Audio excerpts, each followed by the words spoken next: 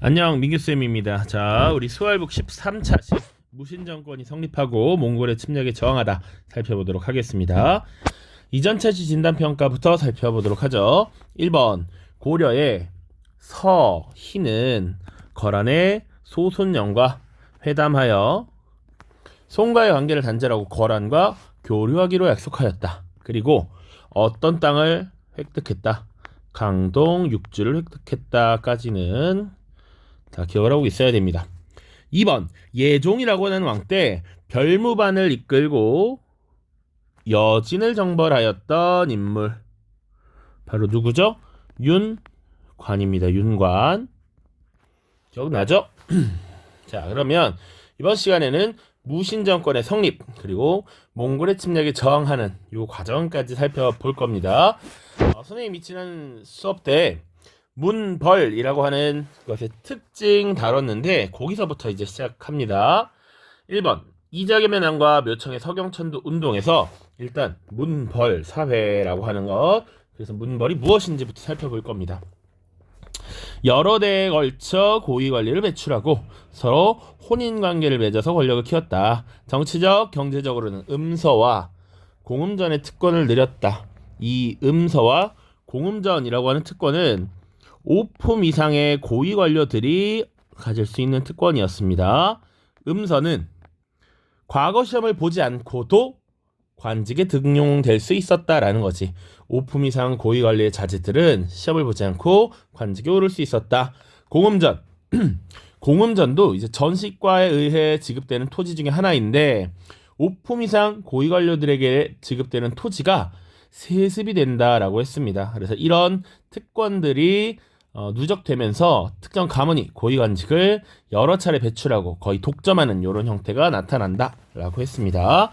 자, 그래서 이 첫 번째 통치체제가 안정되면서 문벌이라고 하는 세력이 형성되었다. 그래서 고려시대를 4시기로 나눌 때 선생님이 두 번째 시기 문벌의 형성 이렇게 봤다고. 그런데 이런 문벌 세력들이 점점 더 강화되기 시작합니다. 특권을 누리면서 보수화되었다. 대표적인 가문 경원 이씨 가문의 이자겸 같은 인물들이 강화되었어요. 자, 그런데 이런 문벌 세력의 성장이 뭐 긍정적인 측면도 있을 수 있겠지만 부정적인 측면도 분명히 야기했다. 그래서 이제 문벌 사회의 동요라고 하는 부분을 다룰 텐데 이런 문벌 사회가 흔들리기 시작해. 왜? 이 특권을 남에게 나누어주고 싶지 않거든. 점차 보수적 성격으로 변화되고요. 그리고 이런 특권을 더욱 가지기 위해서 경쟁적인 모습도 나타나. 그래서 문벌 간 대립 나타나고요. 그리고 이 문벌이 되지 못한 신진 관료들은 이 문벌에 대해 비판적 성향을 보이겠지. 그래서 문벌에 대한 비판 이런 것들이 이어지면서 문벌 사회가 흔들린다. 그래서 문벌 사회의 동요라고 표현하고 그 두 가지 대표적인 사례가 바로 이자겸의 난과 묘청의 서경천도 운동입니다. 자, 그래서 이 두 사건 각각의 내용을 잘 기억하고 있어야 하는데 일단 이자겸이라고 하는 인물부터 보도록 하죠. 이자겸. 자, 이자겸은 경원이씨 가문의 대표적인 문벌이라고 볼 수 있습니다. 그래서 당시 왕, 고려의 16대 왕이 예종이라고 하는 왕이 있는데 이 예종에게 자신의 둘째 딸을 시집을 보내게 되죠. 그래서 이제 왕의 장인어른이 됐어. 그리고 그 둘째 딸이 아들을 낳았습니다. 그게 17대 왕이 되는 인종이야.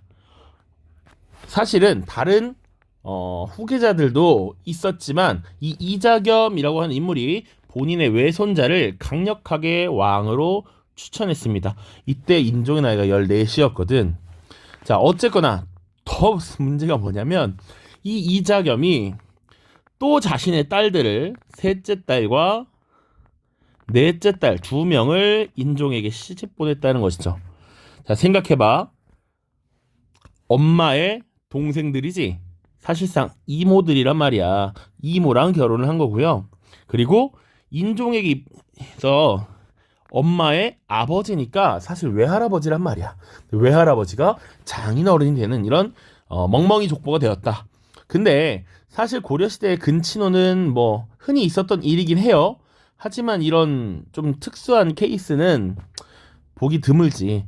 그런데 그 과정에서 이자겸의 권세가 굉장히 강력해지는 것이죠. 왕의 장인이자 외할아버지, 강력한 권력자로 등극하게 된다. 이런 것들의 불만이 점점 쌓였던 것이 왕이었던 인종이었습니다. 어린 나이에 왕이 되었기 때문에 처음엔 그런 모습을 보이지 않다가 점점 나이가 들면서 자신의 장인이자 외할아버지 이자겸의 권력이 강해지는 것 두고 보기 어려웠던 거야. 그래서 발생하는 것이 인종이 이자겸과 그리고 그 측근 척준경 세력을 제거하기 위해서 먼저 시도를 합니다. 그런데 이 이자겸과 척준경 세력이 이에 반격에 나서 그래서 궁궐을 포위하고 궁궐에서 나오는 사람은 다 죽여버려라 라고 하거든. 그 이후에 겁을 먹은 인종이 내가 왕위를 넘겨줄 테니 나를 살려달라 이러고 사실상 항복을 청해요. 그래서 궁궐은 불타버리고 인종은 이자겸의 집에서 머무는 이런 기현상이 나타나게 됩니다.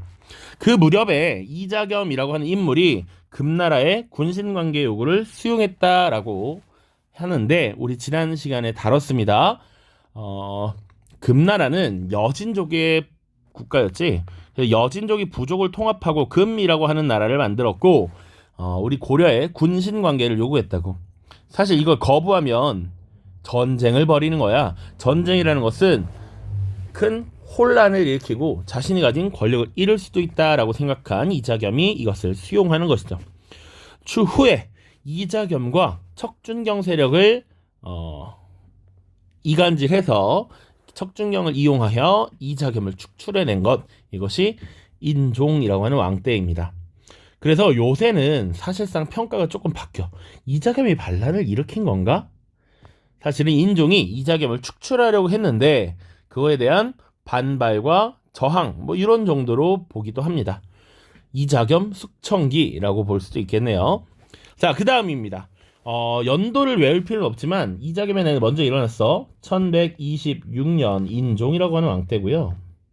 또다시 인종 때 하나의 사건이 더 발생합니다. 그것이 묘청의 서경천도 운동인데 이건 이자겸의 난이 발생했던 9년 뒤의 일입니다. 1135년.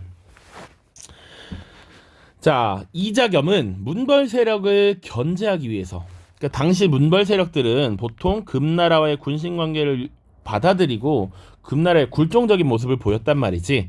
그래서 좀 더 자주적인 입장을 가진 문벌 세력, 윤언이라고 하는 인물들이나 혹은 신진 세력을 등용해서 이 문벌을 견제하려고 노력을 합니다. 그때 등용됐던 세력이 바로 묘청과 정지상 같은 인물이야. 자, 특히 이 서경 세력들이 서경 천도를 주장하고요. 금나라를 정벌할 것을 주장합니다. 자, 그러나 사실 개경에 머물고 있던 개경을 근거지로 하는 문벌들은 이것을 반대할 수밖에 없고 결국은 왕이었던 인종도 이 강력한 반대에 이기지 못하고 포기해요. 그리고 이것이 실패로 돌아가자 묘청이 반란을 일으켰고 당시에 그들이 세운 나라 이름을 대위국이라고 했습니다. 국은 나라라는 의미니까. 자, 이런 묘청의 반란을 김부식이 진압했다까지 보시면 되겠습니다. 이 김부식은요, 나중에 삼국사기라고 하는 역사서를 쓴 대표적인 문벌 세력 중 하나입니다. 우리 선생님 필기 노트에서는 서경 세력과 개경 세력을 좀 비교해 놓은 자료도 있으니까 그 부분 꼭 살펴보도록 하세요. 자, 어쨌거나 인종이라고 하는 인물의 심리를 어느 정도 활용했던 운동이다라고도 볼 수 있어. 왜냐면 이미 이자겸의 난 때 궁궐은 불타버리고 난 이 개경이 싫다라고 생각할 수 있겠지. 그러니까 거기다가 서경이 길지다, 서경이 아주 좋은 지역이다 라고 하는 풍수지리설 사상까지 여기다가 가미를 할 수 있었던 것이죠. 됐죠? 자, 오른쪽에 자료학습 1번 보겠습니다. 다음 자료를 보고 빈칸에 들어갈 알맞은 말을 써보자. 서경 임원역의 땅을 보니 이는 음양가가 말하는 대화세라서 궁궐을 세우고 옮겨 지내면 천하를 합병할 수 있을 것이요 금이 스스로 항복할 것이며 36곡이 다 신하가 될 것입니다. 자, 묘청과 정지상을 비롯한 서경 세력은 풍수지리설에 근거하여 서경으로 천도하면 금이 굴복하고 주변의 나라들이 조공을 바칠 것이라고 하였다. 이렇게 이야기가 되어 있습니다. 자, 그리고 하나만 더. 자, 서경으로 천도하고 금을 정벌하자 우리가 중국 못지않게 강력한 나라임을 선포하자라고 해서 스스로를 황제로 칭하고 연호를 세우자, 기원을 세우자라고 하는 것을 주장합니다. 요것도 같이 알고 계셔야 해. 칭제건원 주장. 자, 이렇게 문벌사회 동요 살펴봤고요. 그 다음 무신 정권의 수립으로 이어가겠습니다. 자, 배경이야, 배경. 묘청의 서경천도 이후에 중앙 지배층이 보수하고 점점 더 심해져. 내가 굳건하게 이 자리를 지키고 있지 않으면 나에게 자꾸 덤비는 세력이 나타나겠구나. 이런 생각이 들었던 것이고, 문신들을 우대하고 무신들을 차별했다라는 겁니다. 그런데 무신들이 차별받는 건 더 빡칠 이유가 있어. 왜? 우리 10세기 말 11세기에는 거란 요나라의 침범을 3차례나 막아냈고요. 12세기에 지금 여진족의 침범을 받고 있잖아. 이 과정에서 무신들이 열심히 싸운단 말이야. 그런데 무신에 대한 차별은 정말 심했습니다. 무신은 고위직으로 승진하지 못해. 무신의 대장이 사실상 상장군이라고 하는 직책인데 관리들의 등급으로 따졌을 때 3품입니다. 3품. 그래서 고위 관리인 1품과 2품으로는 승진할 수 없어. 무신들에 대한 차별이 있었고요. 실제로 전쟁이 벌어졌을 때 최고 지휘관은 더 높은 1, 2품을 임명을 한단 말이야. 그럼 다 누구야? 문관이야. 우리가 잘 알고 있는 서희, 강감찬, 윤관 이런 사람들도 다 문신 출신이었습니다. 자, 그리고 하급 직업 군인들에게는 관직 복무의 대가로 군인전이라고 하는 토지를 지급해야 되는데 이것을 지급하지 못하는 경우가 많았다. 그래서 불만이 쭉쭉쭉 쌓이고 있고요. 무신정변이 일어나게 되는 직접적인 계기가 되는 의종이라고 하는 왕 때는 결국 왕이 사치를 부리고 향락 노는데 급급한데 그 노는데 결국 뭐 경호 정도나 시키고 하찮은 일을 시키다 보니 더 빡칠 수밖에 없다. 그래서 이 무신들이 들고 일어난 사건이 무신정변이라고 하고요. 직접적인 배경은 2가지 정도가 있습니다. 첫 번째, 여기 나온 정중부와 관련된 이야기인데 정중부라고 하는 인물이 예전에 김부식의 아들이었던 김돈중에 의해서 수염이 타버리는 이런 능욕을 당한 사건이 하나 있었고요. 그리고 직접적인 배경이 되는 것은 보현원 사건입니다. 왕이었던 의종이 보현원에 놀러 갔을 때, 행차했을 때 이 군사들에게 지금의 씨름과 유사한 오병 수박키를 벌이라고 해요. 그때 대장군 이소은과 하급 무사들의 그 무술이 벌어집니다. 그때 대장군이 패배하거든.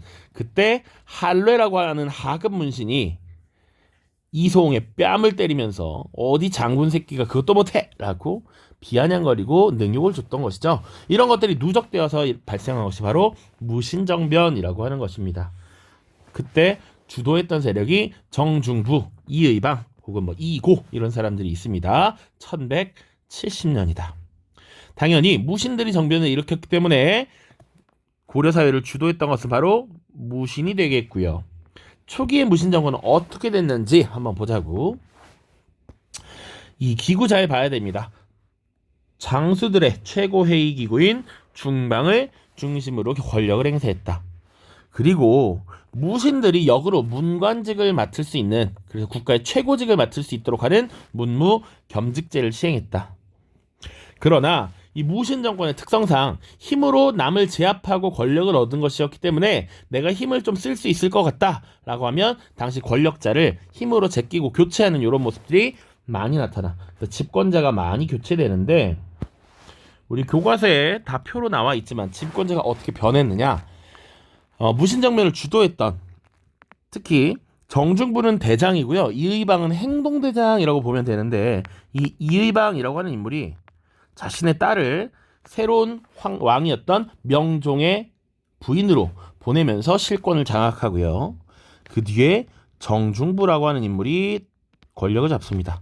이후 조금 참신한 무장이라고 알려졌던 경대승이 정중부를 제거하고 권력을 장악하고요. 이 경대승은 이유는 정확히 알 수 없으나 병사합니다.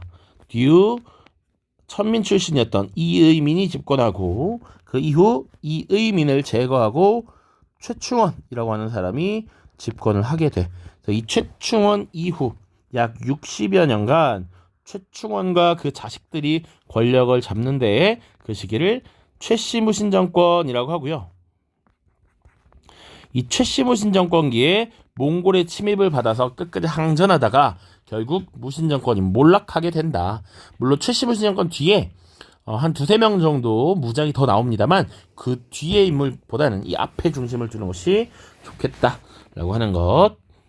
그리고 농민과 천민들의 봉기도 일어납니다. 일단 무신들에 대해서 반발하고 일어난 반란들도 있어요. 그래서 뭐 그 전에 김보당의 난이라든지 서경을 지키는 서경유수 조이총의 난 이런 것도 있고요.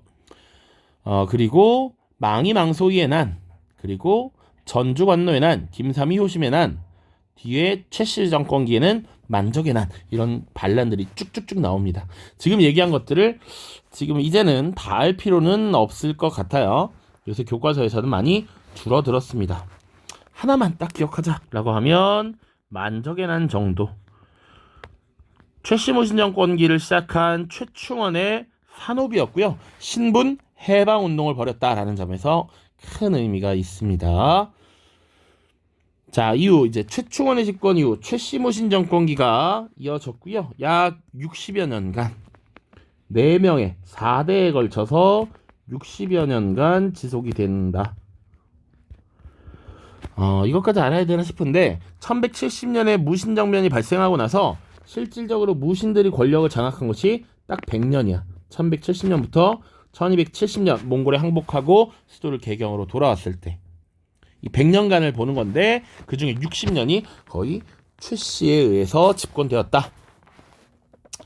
자, 사병 조직인 도방을 확대했다라고 나와 있는데 이 도방이라고 하는 것은 경대승이라고 하는 인물이 설치했던 기구인데 이것을 확대했다라고 하는 것이고요.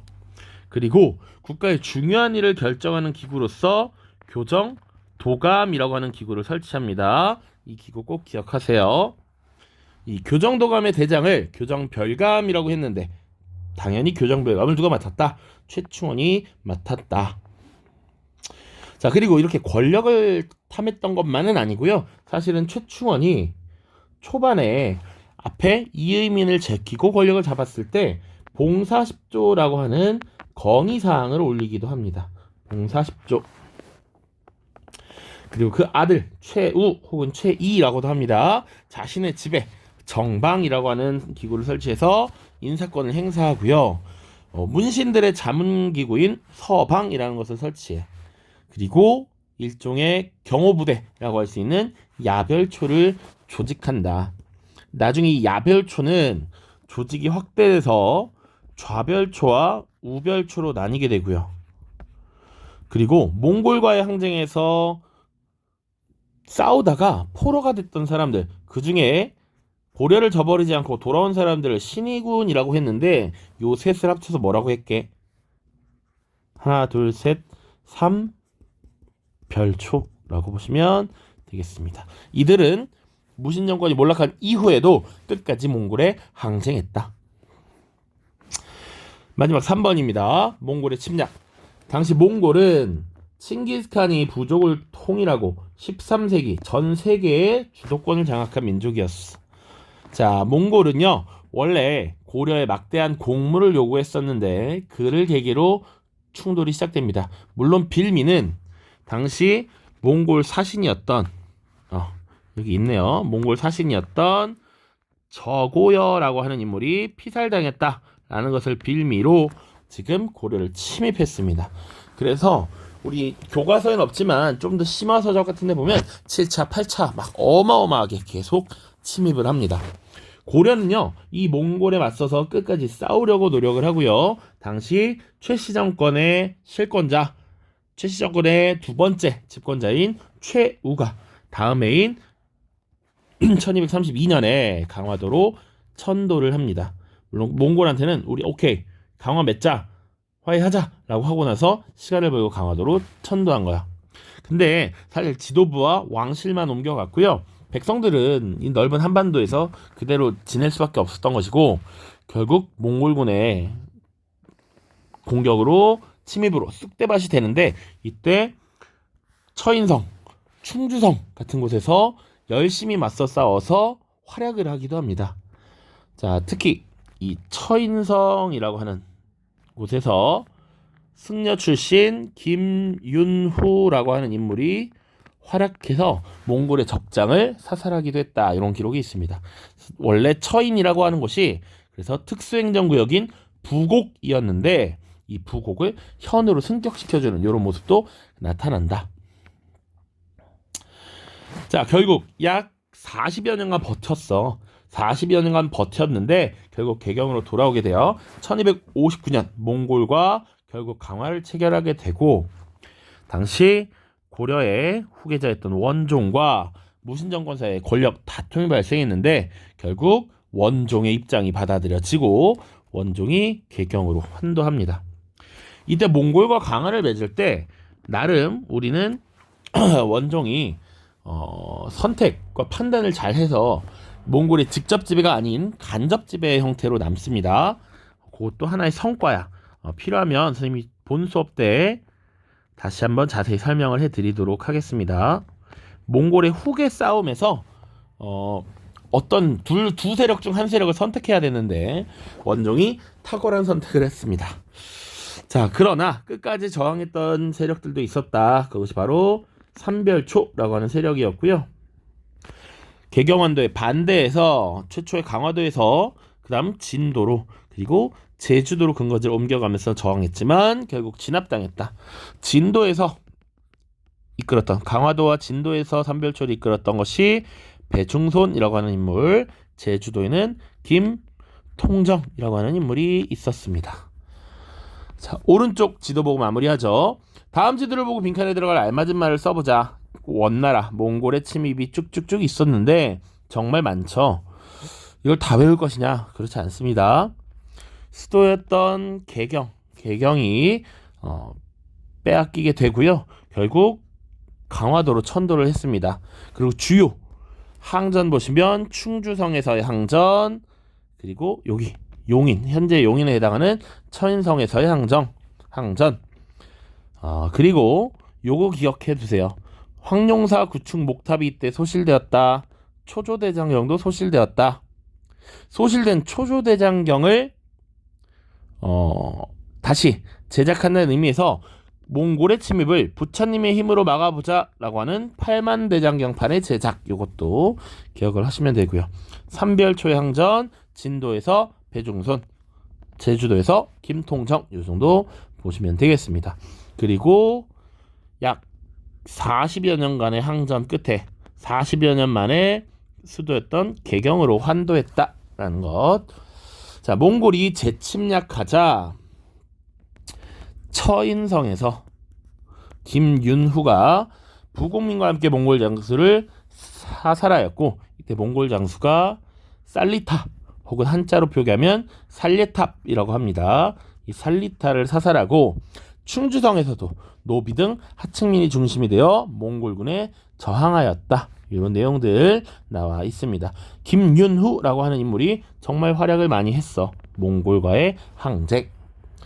자, 고생 많았고요. 14차 시에서 만나도록 하겠습니다. 안녕.